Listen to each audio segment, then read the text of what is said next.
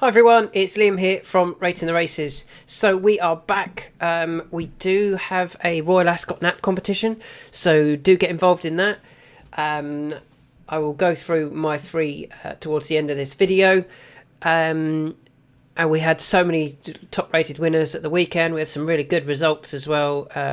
Winners of over 20.0 XSP, that's 19 to 1. We had two of those. There was lots of other top-rated winners. I mean, if you're not signed up for the premium ratings, I really do think you're missing out. Now, as this goes out to free members, I can't show you the premium ratings because that would be unfair on the premium members. But if you sign up, you'll get to see a lot more stats than what you currently see. If I go to the first race of the day, which is always free, you can see it's at Stratford tomorrow. You can see all of the extra stats that we can now see because of this being a premium view. As you can see, there's nowhere near as many stats for free members. So I'm still going to go through my selections for tomorrow, and we will start off looking at the first race of the day, the 2:30, the Queen Anne Stakes. And I really like one here. I think the price is wrong. I think the price is all about one run. And that horse, for me, is Big Rock. Now, Big Rock, if we actually load up the odds, you can see you can currently comfortably get 11 to 2 about him. What price would you have thought you could get about him for the Queen Anne if he hadn't had his run at Newbury in the Lockinge? If he'd just turned straight up here, having been a very comfortable winner of the QE2 Stakes. Won by 6 lengths that day in the QE2 Stakes. Now, I don't think the ground is as important to this horse as connections have suggested or it's feared. I think he'll be absolutely fine on the good to firm ground. Now, when he won the QE2 Stakes, he beat Factor Cheval by 6 lengths. 6 lengths in a mile race. That's a huge distance. That horse then went to Meydan and won the Dubai Turf. The third horse, Tahira, came into that race off the back of some really impressive victories, including at Ascot in the Combination Stakes at Royal Ascot, beating Remarque. So that horse, she had Ascot form, and she was walloped. She was walloped by Factor Cheval, by Big Rock. The rest of them, even the likes of Nashwa was way back in 6th, Paddington 8th, Caldine back in 10th, Paddington was 9th, sorry. I mean, they were so far back behind this Big Rock that if Big Rock shows his Ascot form, I think he's a massive, massive price, to be honest, 11 to 2. And he is my selection in the first race. I think this is a bit of a weak Group 1, to be honest, in that I'm not totally sure Charon is still a proper Group 1 horse. I mean, beginning of the season, returned in a listed race, then won a Group 2, then got beat in the Lockinge, but got beat by Audience. And for me, that was a bit of a, beaten by Audience at 22 to 1, and back in third was Witch Hunter at 22 to 1. Neither of those two, I don't think, are Group 1 horses, and yet Charon was unable to beat Audience. Inspiral was probably the big Group 1 horse in that race, and disappointed, as did Big Rock. Now, I just feel that race for Big Rock was his comeback run for the season. He hadn't run for 210 days. He's got that run under his belt now. He is still a colt. I think they were going to take all of the beating here. Big Rock.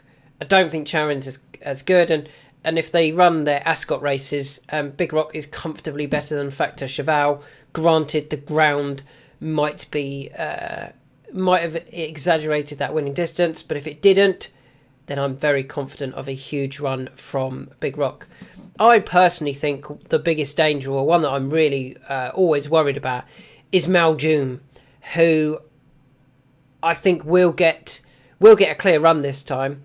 I'm sure he's going to get it. When he gets a clear run, he's going to go very close. I'm just hoping he's not quite as good as those towards the head of the market. But Big Rock is my first selection of the day. Moving on to the 305, and I was very impressed with a performance on debut by one of these, and it is the favourite. But I think it's because of the nature of the race, the price 9-2 is bigger than what Coward of the County should be. Really, really impressive victory for Coward of the County when beating Whistlejacket. Now, Whistlejacket has come out and franked that form. Whistlejacket went off the even money favourite, Ryan Moore Road. They've still got Whistlejacket in the Group 2 on Thursday, the Norfolk, where the horse might go off 6-4 for the Group 2. That horse beat Arizona Blaze last time out. I just think there's so much to like about this form. I think it's really, really strong form. Arizona Blaze had come out and beaten Camille Pizarro. Camille Pizarro runs here. Coward of the County on that form line is significantly better than Camille Pizarro. And I think Camille Pizarro... Yeah, I don't think Camille Pizarro is anywhere near as good as Coward of the County. And the fact that they're first and second favourites kind of demonstrates what might be behind. Maybe there's not a lot behind. But Coward of the County, I think, is the proper Group 2 horse. I think Coward of the County is going to win this, and I think he's going to win it quite impressively, to be honest. He is one I'm very, very excited about on Tuesday. Moving on to the 345, the King Charles III Stakes. This is a Group 1 5 furlong race, but to be honest, I'm not sure it's a Group 1 race. I mean, Regional is now rated 114. Okay, and he's been winning some good races. I don't know whether he's been running and winning Group 1 races. He won a Betfair Sprint, beating Should Have Been a Ring, Believing, Swing Along, Cardam, who's inconsistent, Millstream, Anaf, Garrus. That's not Group 1 form. Group 1 quality for me. Last time out at the Curragh in a Group 2 got beat by Mitt Bahi. Okay, might have needed the run, but I think that's about his level. Whereas if you put Mitt Bahi in this race, Mitt Bahi is not going to be favourite for this. I thought it was a decent effort from Asfura on his return to Haydock last time. But again, that was in a Group 2, beaten by Kurdos, beaten by 7 Questions, just in front of Beautiful Diamond. Bar Living the Dream, who I think is a proper Group 1 horse, and I know that horse has been beaten twice. I think there's a lot of question marks about a lot of these over whether they are Group 1 horses. And for that reason, I'm going to take the horse that could be the Group 1 horse. And that's Big Evs. I mean, the only defeat of Big Evs in recent runs came in the Nunthorpe. Obviously, he was only a 2-year-old that day.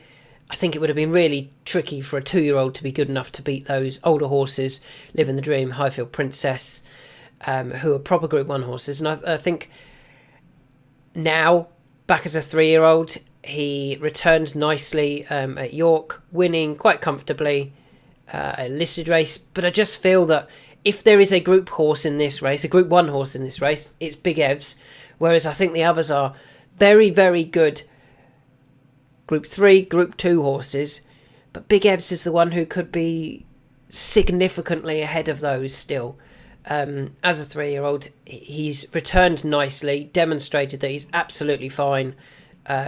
He did train on from 2 to 3, and I think he's the one for me, to be honest. That is Big Evs in the King Charles III Stakes. Moving on to the 425, the St James's Palace Stakes, another Group 1, and this is a Group 1. I think there's some really good horses here. I think we've got Notable Speech, who obviously won the English Guineas. We've got Rosalian, who won the Irish Guineas after finishing second in the English Guineas. And we've also got Henry Longfellow, who went off the quite short price for the French Guineas, but disappointed. However, I think because of that, we're now getting a price about him. That wasn't his running, and Ryan Moore looked after him.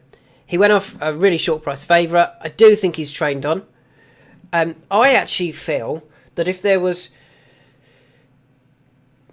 I kind of feel that Rosalian should be favourite because he's backed it up. I think Notable Speech should be second favourite on the basis that he might be as good as proven in the Guineas. Don't forget, he went off at 16 to 1 for the Guineas. Why did he go off 16 to 1 for the Guineas and not the 3 to 1 second favourite? It wouldn't have been even that. Yeah, it would have been about 3 to 1, 4 to 1 second favourite behind City of Troy. Why did he go off 16 to 1? Why was he nowhere near the price of Rosalian off the back of having still been unbeaten? I think it's because he hadn't been showing as much at home, whereas Rosalian clearly is a Group 1 horse, and I kind of feel that they're in the wrong order in betting. But with that in mind, I also feel that the best price horse in this race is Henry Longfellow, on the basis that I think he will bounce back here. Now, you've got to forgive him that run at Longchamp, but it all went wrong. Go and watch the race. He ended up too far back. He wasn't asked for much of an effort from Ryan Moore when it was gone. Ryan gave up very quickly. I think with a clear run and jumping out and just a better preparation this time, I think we might see the Henry Longfellow of last season, and if we do, I think Henry Longfellow would be nearly favourite. If you took out the French run, now I know it's, but you can't because he's won. But if you took that race out, you took all of the Guineas efforts out, Henry Longfellow would be favourite here, from Rosalian, with Notable Speech third favourite. And I think Henry Longfellow is the wrong price at 92. I would have him shorter. I would have Rosalian favourite, and I would have Notable Speech second favourite, to be honest. But I'm quite happy with a bit of a, not a punt, is it, a 9 to 2, but a bit of a bigger price one in the St James Palace. I'm going to take the two favourites on. Moving on to the 505, the first race over long distance. It's 2 miles through 210 yards, and I definitely like 1 in this. I like 2 in this, I think. The first one is a horse that he's going to get a couple more chances and then he'll be dropped. And that is Law of the Sea. Law of the Sea, I think, is very much overpriced if we actually go to the odds. He is currently, what can you get about Law of the Sea at the moment? You can currently get 25 to 1 about him. Now, interestingly, he actually ran in this race last year. He went off 8 to 1. Off a mark of 92, and he finished 4th. Now, he ran well at Chester on good to firm ground, and he disappointed on soft at Haydock. I think it's his first run that you have to be interested in. That came off 88. He is up to 89, but he dropped back a pound from his run at Haydock. He wants this really fast ground. He was 4th in this race off a £3 higher mark when sent off just 8 to 1. Well, why is he going to go off 25s this year off a £3 lower mark? Pretty much everything's the same apart from Jim Crowley rides. I think he's going to go close. Ian has a great record in this race. He often sends horses to this race and they do run well. And I'm pretty confident that the ground will see Law of the Sea back in a better light. And hopefully Jim will give him a better ride. I thought he didn't quite get it right in the plate when behind Alfonso Legrand and Hamsian. I think as long as he comes down the middle of the track, I actually want him to come off the rail, to come 3 or 4 off the rail, down the centre of the track, be finishing strongly, and I think Law of the Sea will go very, very close here. The second horse that I'm going to select in this race is for Jumps trainer Gordon Elliott, and that is Pied Piper. I like Pied Piper. I think his form's very good. I think he's got some really smart form. He was beaten by the shunter on the flat 3 runs ago in the Cesarewitch. Nothing wrong with that. That came off 96. Yes, he's up to 100. Jamie takes over. The fact that Gordon's been able to get Ryan Moore and Jamie Spencer the last 2 runs on the flat, I think, is very eye-catching. Then went to Punchestown for a Grade 1 hurdle. Obviously got well beat by Stateman. But then last time out at Cheltenham, he ran a really good race again in the county hurdle. Beaten by Absurd, who we know is clearly very smart. And beaten by Loda Sood, who will go on to better things next season. I thought that was a very good run. There's very little in his form that suggests he's not going to run a big race in this race. I just kind of hope that they're very quiet on him. Jamie Spencer's probably going to be waiting right out the back. I think he's the perfect jockey for this type of horse. Wait right out the back, let the others make their efforts and come through late.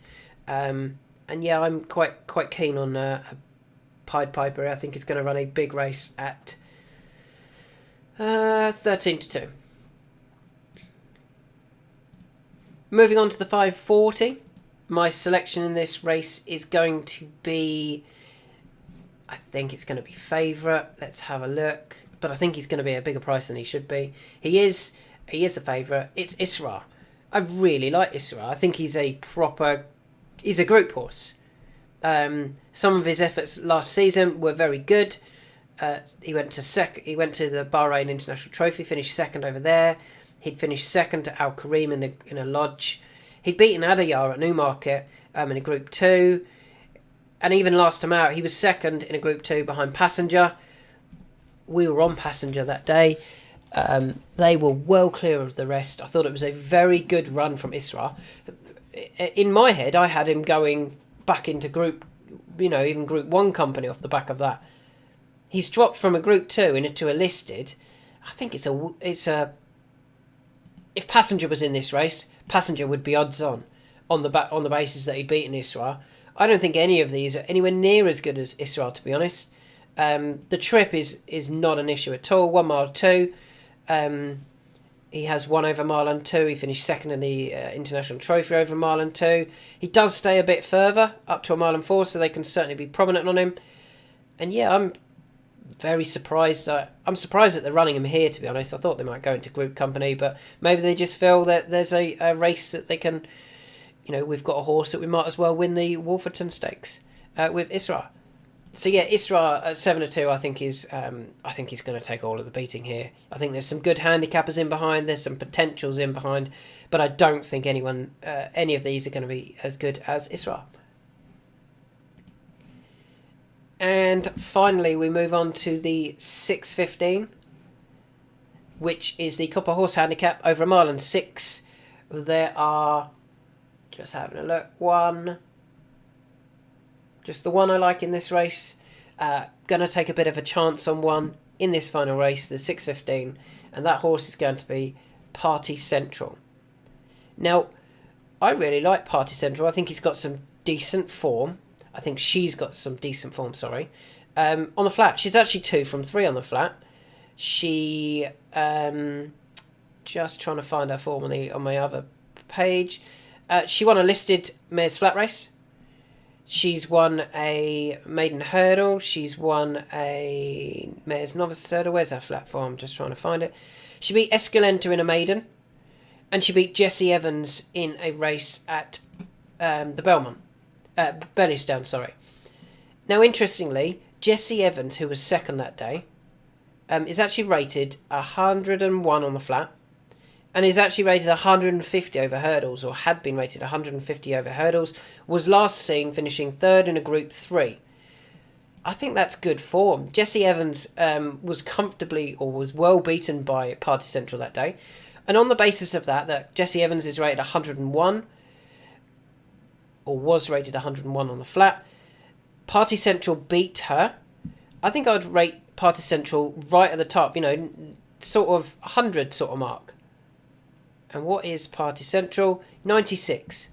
I don't think that's enough. I think Party Central, because this is a handicap, I think Party Central's ahead of her mark on the flat. Gordon's booked Jamie to ride. I think the trip will be fine.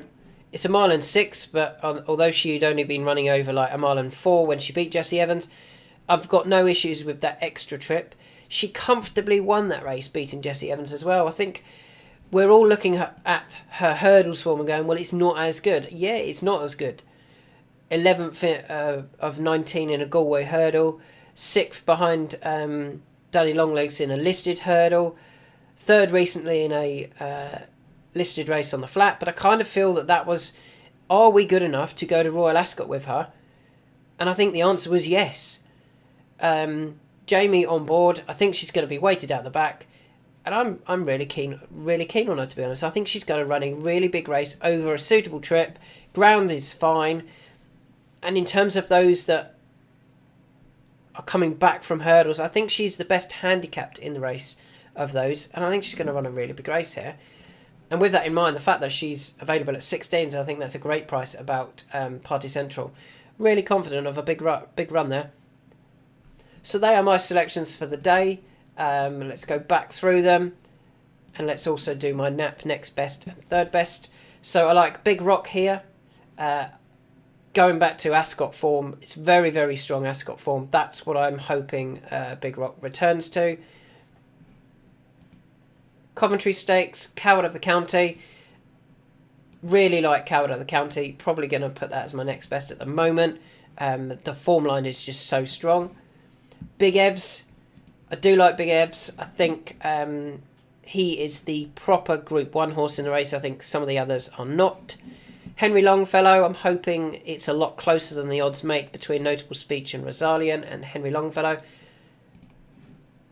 Ascot Stakes, we like Law of the Sea, and we also like... Who did we also like? Pied Piper. In the 540, Isra. Isra's going to be my nap, to be honest. Think that's a group horse running in a listed race against listed horses. And finally, the last one on the card is Party Central for Gordon Elliott and Jamie Spencer again. I think she's ahead of her mark on the flat compared to her hurdles form as well. So they would be my 3 for the nap competition as well. I can't enter because I'm not signed in at the moment. They are. My nap is going to be Isra. My next best is going to be Coward of the County. And my third best is going to be Big Evs. Hope to see you all get involved in the nap competition. And let's hope for a really good week of winners at Royal Ascot.